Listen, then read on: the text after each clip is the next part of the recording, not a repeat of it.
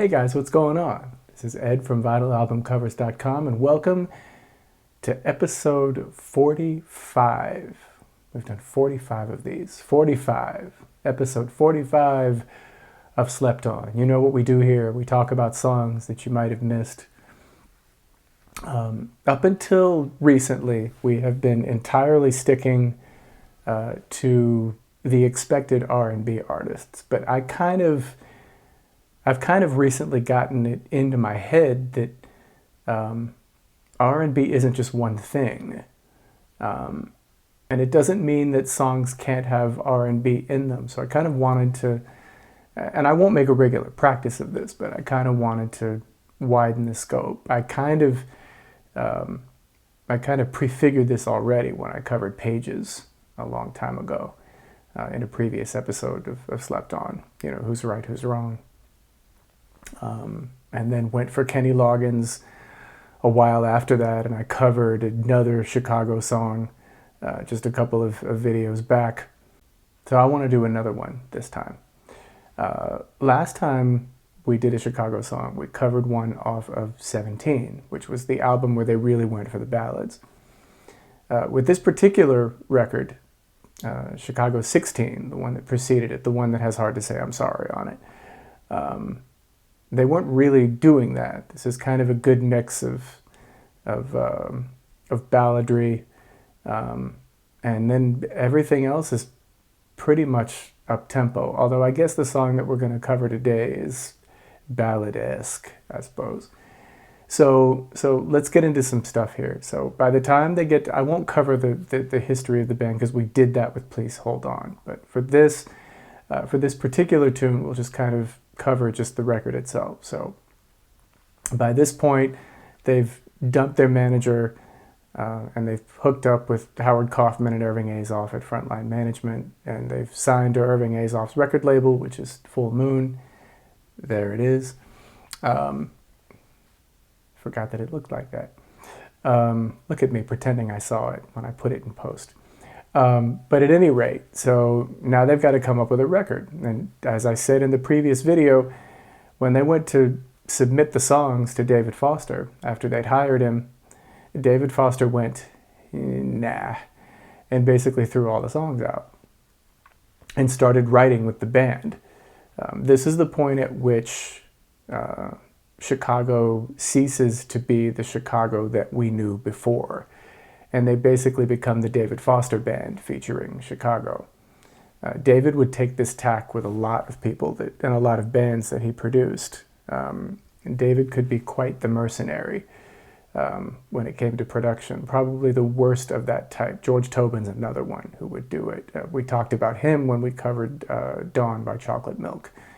But David was the kind of guy that if you were in a band, for instance, and you played keys, you were not going to play keys on your album, because the uncomfortable truth is that David Foster is better than you, like a lot better than you, and so he's probably going to play all the keys. In fact, probably nothing. He will play all of the keyboards on your album because he's better than you.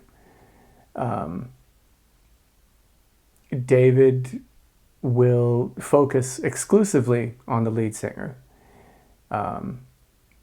If you're a drummer, he will probably replace you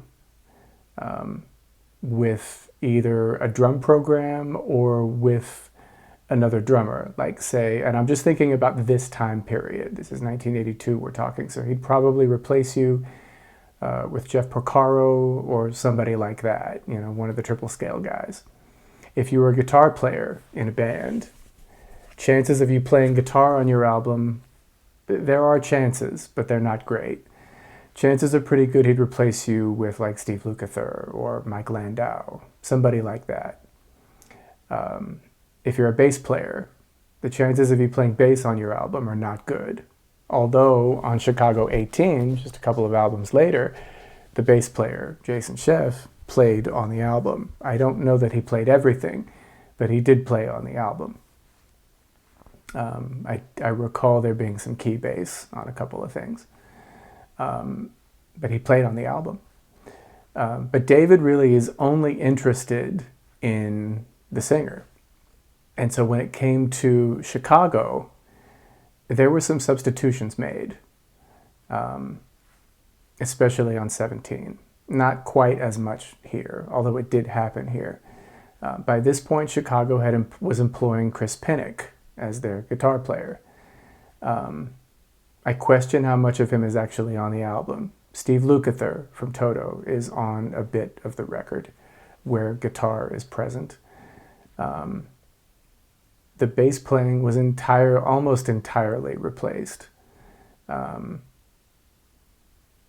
Peter did play on a couple of things, but on a lot of it, for reasons I actually went into in the other video, it's basically just Moog bass to encapsulate. So Peter went in to play for the album. I don't know the track, but he played, and he's in the middle of playing, and David gets on the talkback, and he's like, "You went flat.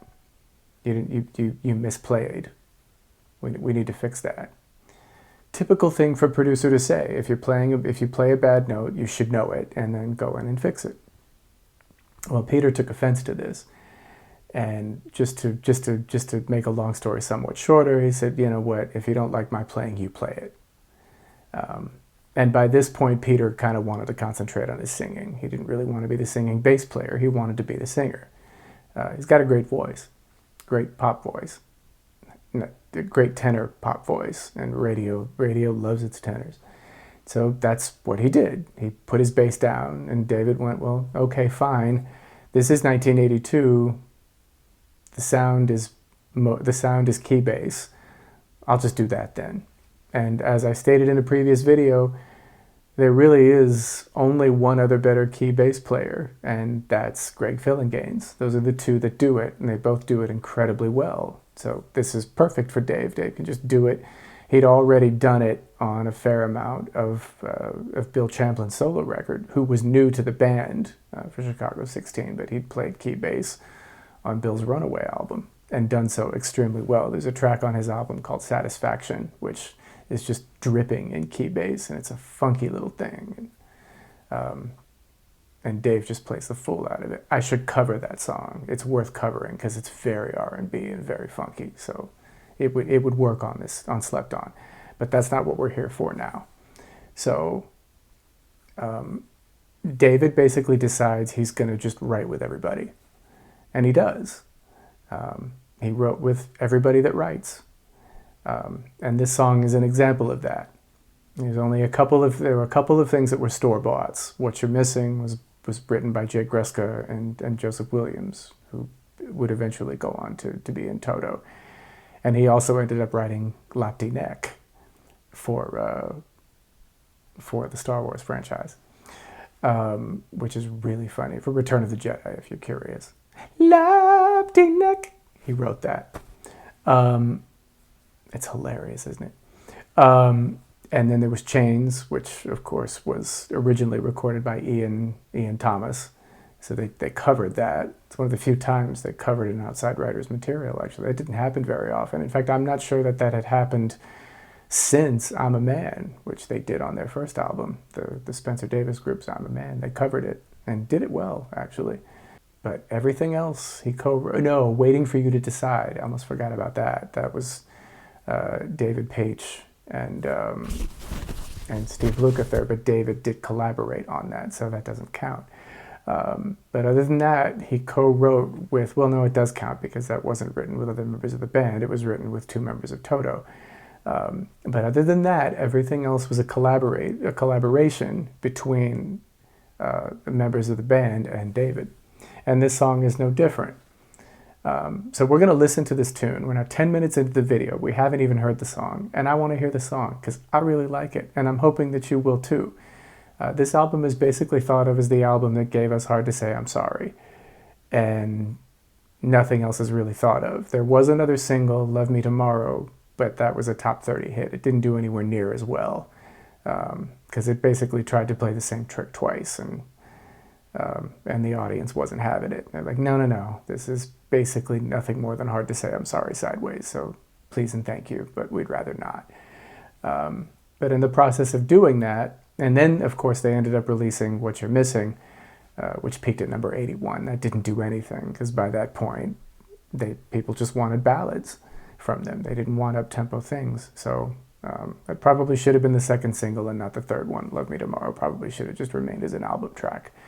But anyway, because all that happened, a couple of things got missed. And I kind of struggled to figure out which one to talk about, because Sunny Think Twice is a great song, and Bill sings the fool out of it. Bad Advice is fun.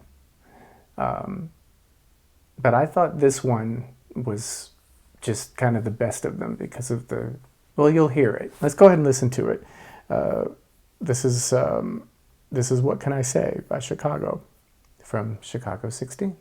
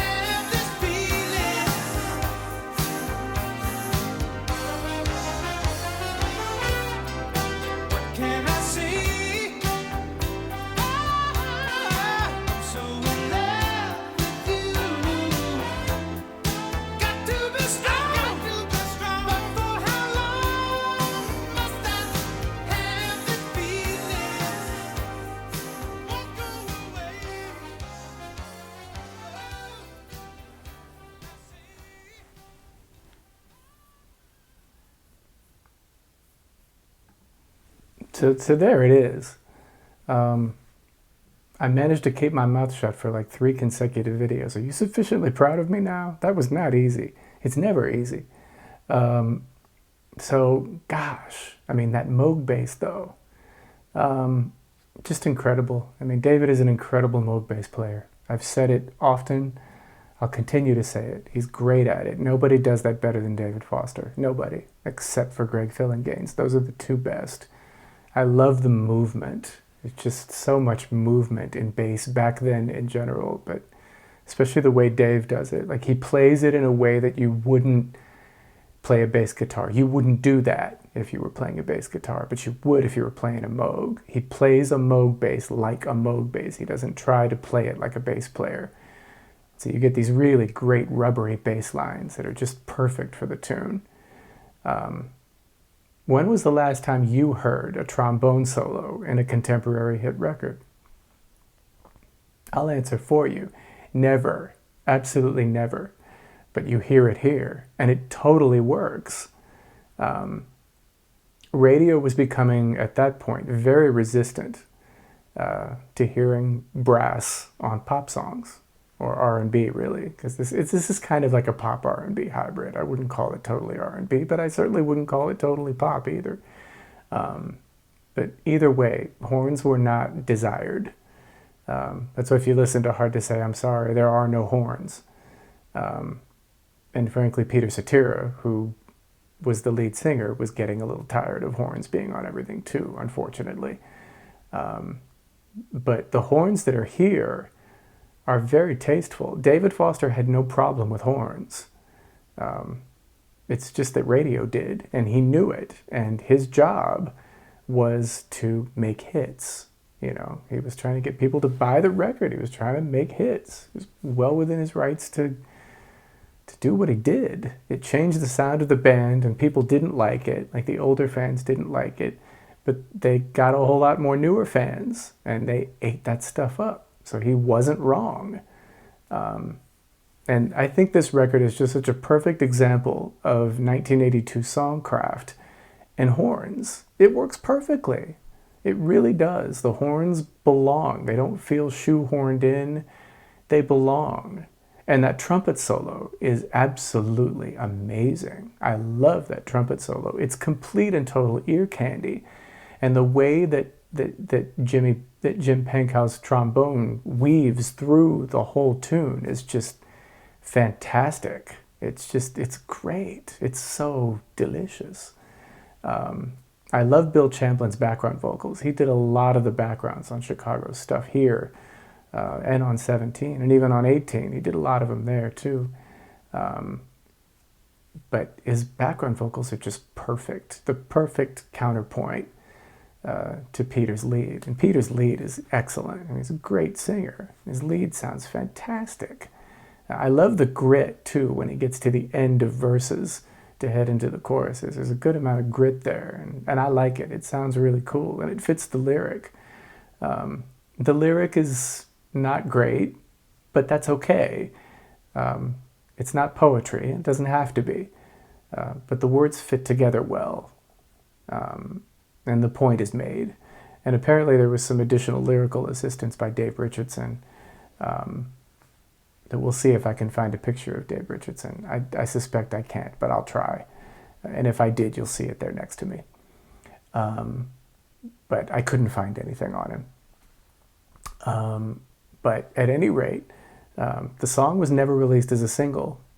The picture sleeve that you see here, that you saw here next to me while the song was playing, was an independent creation. It didn't exist. So yeah, it wasn't released as a single. And I think if it had, I think it would have done well. I think it was a mistake to not try for a fourth single, because they could have done it.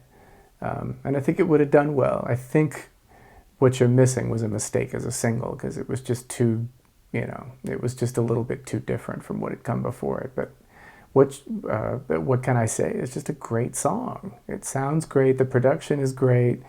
David's arrangement is great, of course. His playing is great. All the keys are him, I think.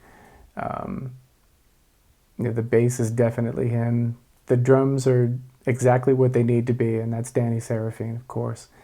I love the Rhodes playing, too. That sounds great, the Rhodes. It kind of opens up the song. sounds great, and it's played throughout, of course, but it's so well done. This perfect mix of peanut butter and chocolate, the mix of pop and R&B it really works here, and I think they missed out on a hit. I think the song could have hit. I really do.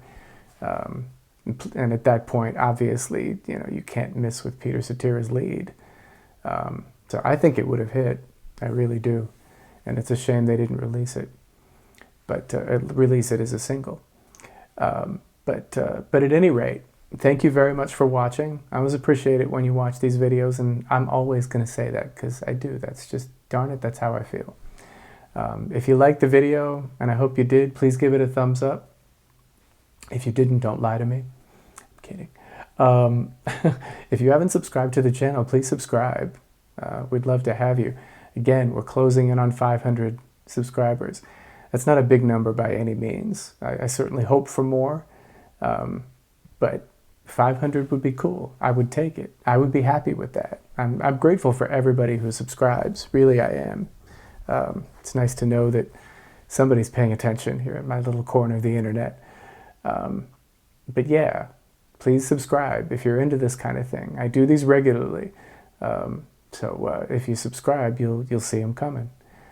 Hit the bell too. The bell helps. All this stuff helps the algorithm. When you like and when you comment and when you subscribe, it helps the algorithm and it pushes my videos up. So that'll give me the onus to want to make more. But it's really the passion for music that drives me to do these things. So either way, I'm just glad that you're along for the ride and that you're watching. I have a relatively new Patreon channel, Patreon page that's up. It's a digital tip jar. It just enables you to shoot me a little money for the work I'm putting in. And as I said in a couple of previous videos, I had to replace a computer in order to keep editing. Mine went down completely. It just crashed. So I had to get another computer so I could edit. So that wasn't cheap. So if you can find it within yourself to throw a few cents my way, I'd appreciate it. And in return for that, if you go to my Patreon page, the link is in the description along with all the social media links, of course. You'll see that there are perks. You can come up with an idea for a video that I'll have to use. You can join me on one. Perks of that sort. You can see them before they're ready. These videos are generally edited before they come up. I'm just trying to put some distance on the channel so I'm not inundating everybody with videos. But they're done faster than they're released. So if you want to see them as soon as they're done, I can make that happen quite easily. So just some of the things that exist on Patreon. And there'll be even more too. I just kind of like the idea of us doing this together. So that's really why the Patreon page exists. But anyway, again, I can't thank you enough for reflux. Sorry, it happens. But I can't thank you enough for watching these videos. I really do appreciate them. There will be more on the way for sure. And there'll be another hot garbage coming too. I have it planned. I'm just not that negative a guy. I like being positive. So that's why I've kind of been sticking to Slept On lately. And I just keep having ideas for Slept On. It's like I'll do one and there'll be like 4 more ideas. And darn it, I'm driven by the passion of the music. So there you go. But anyway, again, thank you for watching for the 90th time. And until we see each other next time, keep listening to great music.